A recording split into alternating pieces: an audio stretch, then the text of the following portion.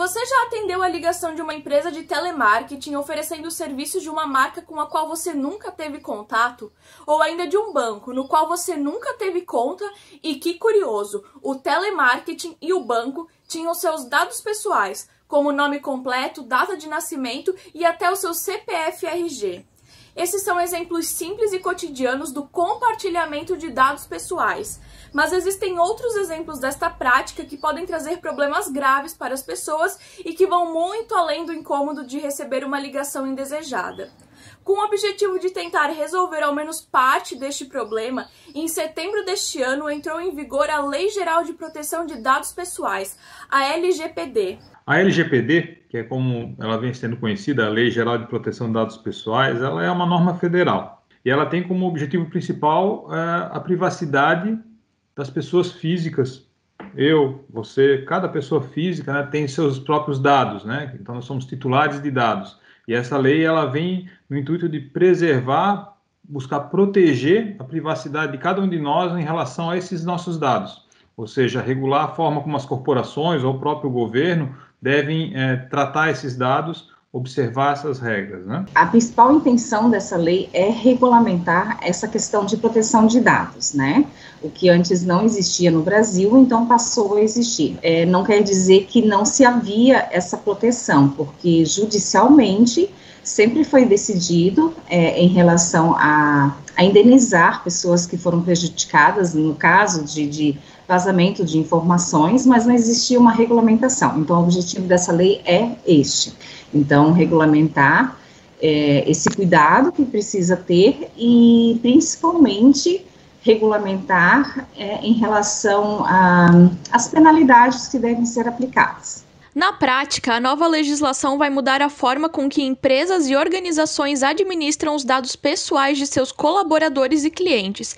Isso porque a lei estabelece regras sobre a coleta, o armazenamento, o tratamento e o compartilhamento desse tipo de informação. Os pontos positivos são a capacidade de cada um de nós, como titular dos dados, passar a ter um conhecimento melhor, uma clareza maior quanto à forma como os agentes de tratamento, como são chamados, fazem o tratamento desses dados, como é que eles operam, como é que as empresas, como é que as entidades de forma geral, o poder público, como é que ele trata os nossos dados, com quem ele compartilha, que uso que ele faz desses dados. Então, essa capacidade de esclarecimento é a principal virtude mesmo da lei. Outro ponto muito positivo é tentar coibir os abusos, ou seja, toda vez que uma autoridade de tratamento, um controlador, um operador, ele exceder os seus limites, os limites legais de tratamento, ele pode sim ser autuado, ele pode ser penalizado por uma autoridade nacional que está sendo criada também por essa lei, ou mesmo por cada um dos titulares. O titular pode ingressar em juízo, ele pode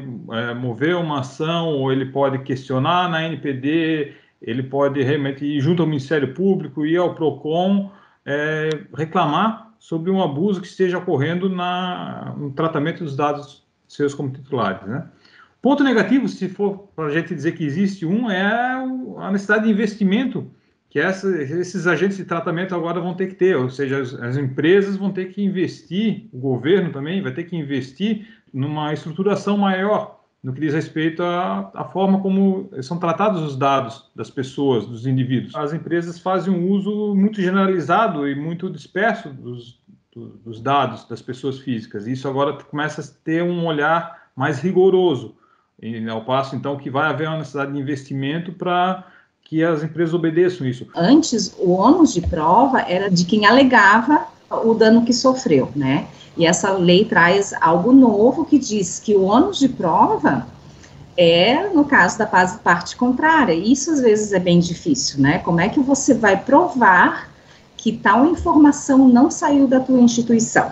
O tema proteção de dados entrou em pauta com maior destaque a partir de 2016, após as eleições americanas e a acusação de que o então candidato à presidência, Donald Trump, havia usado os dados de 500 milhões de usuários do Facebook para influenciar o conteúdo que eles recebiam e as suas preferências nas redes. O poder que as corporações, as grandes corporações principalmente, têm de tratar esse dado de maneira que isso atenda a seus próprios interesses. E esses interesses vão desde a nossa condução a uma aquisição de bens que não nos interessam no primeiro momento, mas a gente acaba consumindo, a assistir propaganda de forma aguda, até movimentos sociais que são mais impactantes, como eleições, por exemplo. Nós muitas vezes somos motivados a ter uma opinião X ou Y de acordo com como nós somos direcionados, e nós somos direcionados de acordo com o nosso perfil, e o nosso perfil parte dos dados que são obtidos a nosso respeito. A gente fala de incidentes quando as empresas perdem nossos dados,